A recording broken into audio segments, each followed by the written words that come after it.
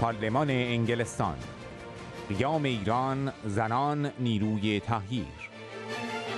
کنفرانس به مناسبت روز جهانی زن با حضور اعضای هر دو مجلس از احزاب مختلف، حقوقدانان و مدافعان حقوق زنان. In the very helpful briefing for the conference, it referred to women as in Iran as marginalized as second-class citizens. در کنفرانس پارلمانی در مجلس اعوام انگلستان با حضور نمایندگان ارشد از هر دو مجلس و از همه احزاب، حقوقدانان برجسته و دانشگاهیان و نمایندگان جوامع ایرانی برای همبستگی و حمایت از زنان ایران، بارونس لیستر نماینده ارشد مجلس اعیان از حزب کارگر در سخنرانی خود با اشاره به زنستیزی رژیم آخوندی بر لزوم احقاق حقوق زنان ایرانی تاکید کرد و با حمایت از آرمان‌های دموکراتیک و مبارزه زنان و مردان ایران گفت: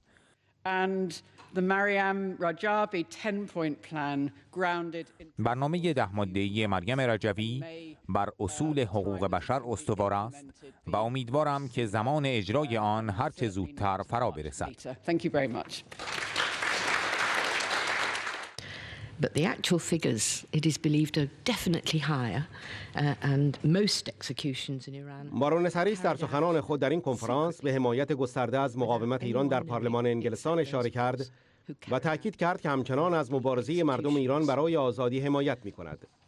وی گفت: در طول 39 سال گذشته 120,000 نفر از مخالفان توسط رژیم ایران اعدام شدند. 30% از آنها زن بودند. بسیاری از آنها طی قتل عام 30,000 زندانی سیاسی در سال 67 اعدام شدند. دست کم 82 زن تحت حکومت حسن روحانی، رئیس جمهور به اصطلاح مدره آخوندها، اعدام شدند. بارونس هریس افزود: constitute almost half of the Iranian population today, and they're a real force for change in the country. We must support them in whatever way we can.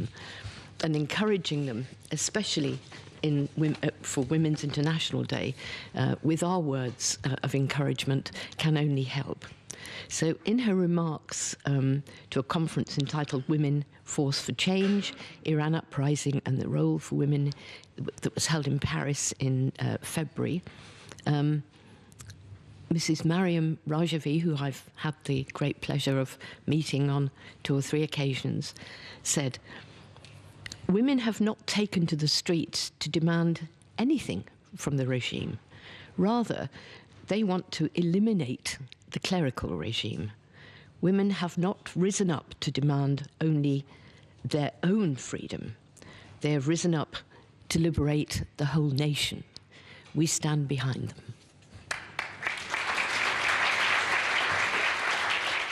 Thank you, colleagues, friends, members of Parliament. It's a great pleasure indeed to be here. Although, of course, we must recognise that when I speak of pleasure, دکتر جاستین اسکات، قاضی پیشین و استاد دانشگاه کمبریج انگلستان، سخنران دیگر کنفرانس در پارلمان انگلستان به مناسبت روز جهانی زن بود. وی ضمن آرزوی این که جلسات بعدی برای همبستگی با مبارزه زنان ایران در تهران برگزار شود، فشرده‌ای از تاریخچه مبارزات زنان در کشورهای مختلف را بازگو کرد و از برخی زنان پیشتاز در مبارزه زنان برای کسب حقوق برابر در کشورهای مختلف جهان تجلیل کرد. دکتر جاستین اسکات در ادامه گفت: وضعیت غیرقابل پیشبینی و غیرقابل انکار زنان در ایران به خوبی توسط مقاومت ایران، سازمان‌های غیردولتی بین المللی و گزارشگر ویژه سازمان ملل در رابطه با ایران مستند شده است. از لحاظ تاریخی، زنان ایران نقش بسیار مهمی در مبارزه برای حقوق زنان و مردم ایران داشتند. وی آنگاه فرازهایی از تاریخچه حضور زنان در مبارزات 100 ساله اخیر مردم ایران برای به دست آوردن آزادی از مشروطه تا کنون را برشمرد و افزود: متاسفانه از آن زمان تا کنون بیش از 120,000 نفر توسط این رژیم خودکامه اعدام شده‌اند که حداقل 36,000 نفر از آنها را زنان تشکیل می‌دادند. بعضی از این زنان 11, 12 و 13 ساله بودند. دکتر جاستین اسکات افزود: Maryam Rajavi stated this earlier this year: women have not taken to the streets to demand anything from the regime. Rather, they wish to eliminate the clerical regime. Women have not risen up to demand their own freedom alone. They have risen up to liberate the whole nation. As attested by the experience of the past 39 years since the 1979 revolution, it is not possible to fulfill the most rudimentary demands of women under this regime, from abolition of the compulsory veil to the elimination of all forms of discrimination and inequality. Women did not benefit from the game of so-called reformists versus the hardliners. Women's rights are not obtained unless by the overthrow of the clerical regime. Regime change is the right of Iranian women and the only way to achieve freedom and equality.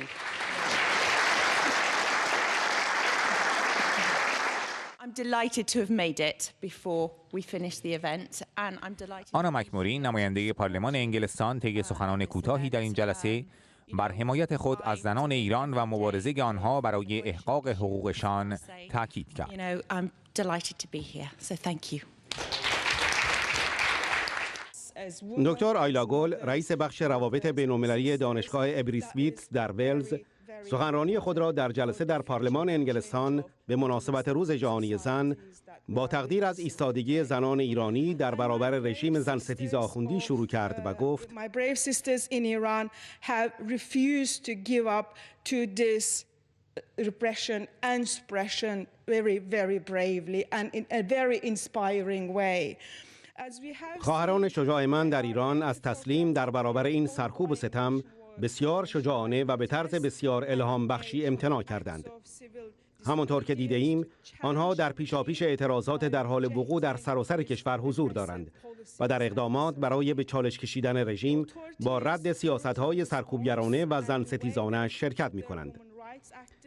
پاسخ وحشیانه مقامات رژیم و شیوهی که آنها فعالان حقوق زنان را به عنوان دشمن حکومت در نظر می‌گیرند هیچ چیز جدیدی نیست و ضعف واقعی حکومت مذهبی را فاش می‌کند و قدرت در دست زنان ایران می‌ماند. این موضوع ده‌ها سال پیش توسط شورای ملی مقاومت ایران و رئیس جمهور منتخب آن خانم مریم رجوی به رسمیت شناخته شده بود.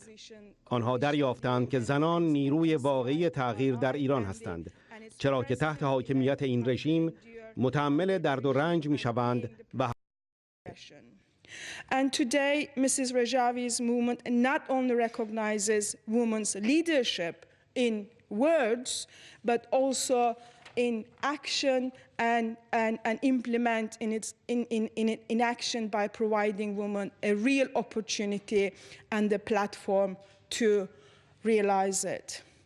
Given the regime's efforts to arrest and kill members and supporters of the Iranian opposition, both at home and abroad, it becomes clear that the NCRI is a viable democratic alternative to the current theocracy. And this democratic alternative, as we heard, is summarized by Mrs. Rajavi's 10-point democratic platform. As a Kurdish woman, I wholeheartedly support that 10-point platform and plan for future of Iran and women's rights in tomorrow's Middle East and particularly Iran. And I want to also quote, as I said, as an inspiring woman, Mrs. Rajavi's words. She said, "The day when Iranian women destroy the roots of fundamentalism in Iran, freedom and equality will make a leap forward all across the world. Therefore, supporting the Iranian people's uprising against fundamentalism is the greatest project of our time for advocates of women's rights. I can't say anything more than as a Muslim Kurdish woman grew up in the Middle East that I wholeheartedly support these words and share her passion. And I assure you I will do and continue until we can celebrate a free Iran. Thank you. Because then that was another extraordinary meeting that I was at after the earthquake, after that terrible earthquake which was... مارگارت اوین مدیر انجمن زنان برای صلح و دموکراسی طی سخنانش ضمن محکوم کردن پذیرش علیرضا آوایی وزیر دادگستری رژیم در شورای حقوق بشر به نقش او در قتل عام 30,000 زندانی سیاسی در سال 67 اشاره کرد و گفت ما نام همه آمران آن جنایت را که بسیاری از زنان در آن اعدام شدند می‌دانیم.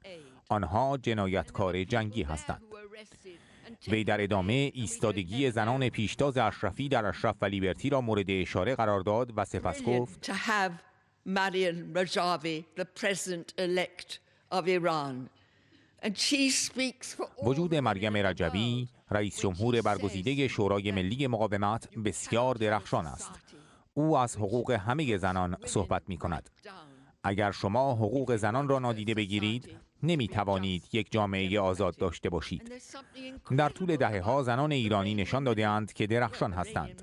آنها به مهندسان، پزشکان، معلمان، فیلسوف‌ها، نویسنده‌ها و مدافعان حقوق بشر تبدیل شده‌اند. ما زنان ایران را فراموش نخواهیم کرد. زنان حتی زمانی که در زندان بودند در خط مقدم حضور داشتند. آنها الگویی برای همه ما هستند. ما امروز بر شانه‌های زنان ایران ایستاده ایم و همه ما امیدواریم که روزی در تهران با رئیس جمهور برگزیده خانم مریم رجوی ملاقات کنیم.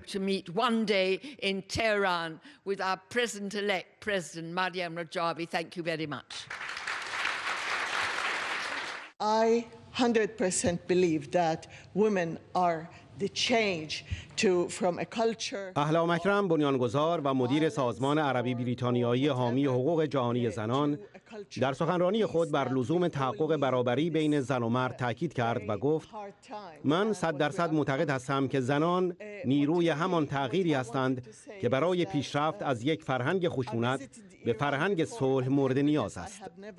همان چیزی که همه ما در این زمان بسیار سخت نیاز داریم.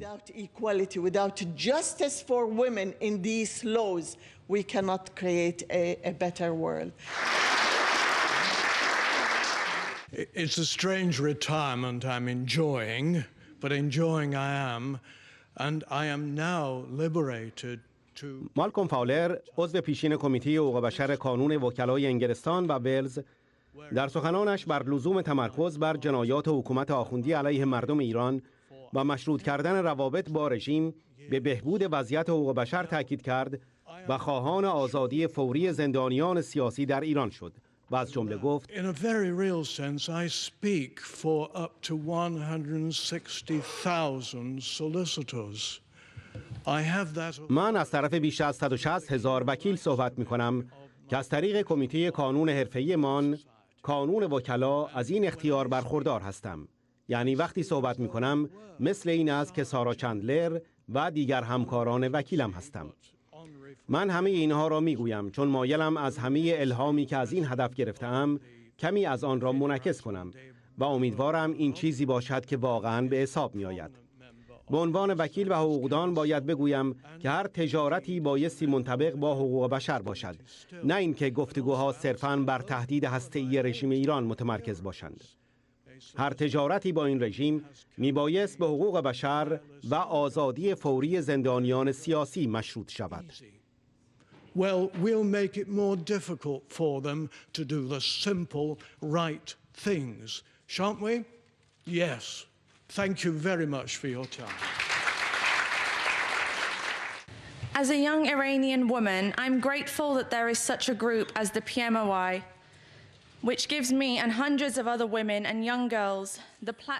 در کنفرانس در پارلمان انگلستان شماری از نمایندگان و اعضای انجمن‌ها و تشکل‌های ایرانیان مقیم انگلستان نیز سخنرانی کردند. رعنا رحمانی فرد از طرف انجمن جوانان و دانشجویان ایرانی صحبت کرد و ضمن اشاره به پیشتازی زنان مجاهد خلق در مبارزه علیه رژیم آخوندی درباره قیام ایران گفت: What we have seen since late December of last year has been an unbelievable display of the camaraderie between men and women pouring into the streets. آنچه که ما از دی‌ماه گذشته تا کنون دیده‌ایم یک نمایش غیر قابل باور از رفاقت و همراهی بین زنان و مردانی است که به خیابان‌ها آمده‌اند و خواهان آزادی‌های اساسی شده‌اند.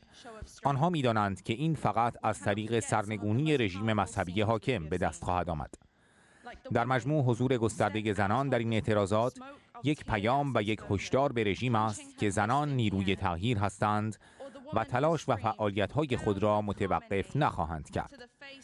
جامعه بین‌المللی باید درک کند که یک جایگزین روشن برای آینده ایران و زنان ایرانی وجود دارد که می‌توان آن را در برنامه 10 ماده‌ای برای یک ایران آزاد و برای حقوق زنان که توسط خانم مریم رجبی معرفی شده است مشاهده کرد. من اطمینان دارم که ما زنان به همراه همچنان یک نیروی عظیم برای تغییر خواهیم بود. نیرویی که در برابر هیچ چیزی متوقف نخواهد شد تا به روز اجتناب ناپذیر سرنگونی این رژیم دست یابیم.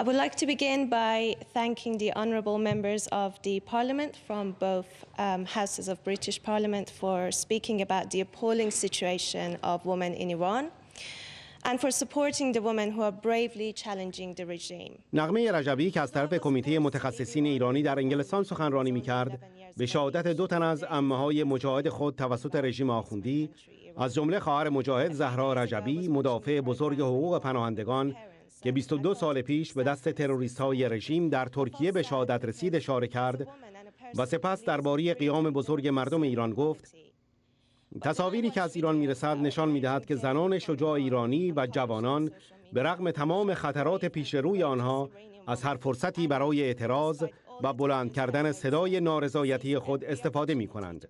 آنها فریاد می زنند: مرگ بر دیکتاتور، مرگ بر خامنه‌ای و حتی اگر بمیریم ایرانو پس میگیریم. در این نبرد اعضای مقاومت ایران، سازمان مجاهدین خلق ایران و رئیس جمهور برگزیده شورای ملی مقاومت ایران خانم مریم رجبی ارائه دهنده امید و یک مسیر رو به پیش برای ادامه مبارزه با رژیم ایران هستند. آنها خستگی ناپذیر در تمام ساعات روز و شب کار می کنند تا صدای مردم سرکوب شده ایران باشند، تا بقیه جهان فریادهای آنها را برای آزادی بشنوند و به رسمیت بشناسند. آنها قهرمانان ملتی هستند که برای به دست آوردن آزادی و جایگاه برحق خود در میان ملل جهان مبارزه می کنند. اعتراضات در ایران نشان می دهد که رژیم ایران محکوم به سرنگونی است و آینده متعلق به زنانی است که مصمم به ایجاد تغییر در کشور خود هستند. And that the future belongs to the women who are determined to change their country for the better. Thank you very much. Well, during the past 4 decades, Iranian women have been suppressed and denied. همچنین لیلا جزایری از طرف انجمن زنان ایرانی سخنرانی کرد و با برشمردن وجوه مختلف 39 سال سرکوب و تبعیض و جنایات اعمال شده علیه زنان توسط رژیم بنیادگرا و زنستیز آخوندی گفت: تمامی این شقاوت‌ها یک روی سکه است. طرف دیگر آن یک مقاومت قوی و قدرتمند توسط زنان ایرانی و به رهبری زنان در ایران است. رئیس جمهور برگزیده این مقاومت یک زن است، خانم مریم رجبی. تمامی رهبری مجاهدین بر عهده زنان است. زنان در ایران همواره در خط مقدم اعتراضات و قیام‌ها قرار دارند. از شروع قرن 20 زنان ایران در انقلاب‌های مختلف شرکت کردند. از انقلاب مشروطه تا ملی کردن صنعت نفت توسط دکتر محمد مصدق، تا انقلاب ضد سلطنتی و تا قیام 1388 و در آخر قیام‌هایی که ما از شروع ژانویه شاهد آن بودیم. این قیام تا پایان این رژیم ادامه خواهد یافت. زنان ایرانی از جامعه بین المللی انتظار دارند که صدای آنها را بشنوند. این صدا برای تغییر دموکراتیک در ایران است. ما از کشورهای اروپایی انتظار داریم که از آرمانهای مردم ایران و زنان ایرانی برای تغییر دموکراتیک حمایت کنند. As the uprising is continuing in Iran and the support that we have in this parliament and internationally, we would be able to bring this regime down. Thank you.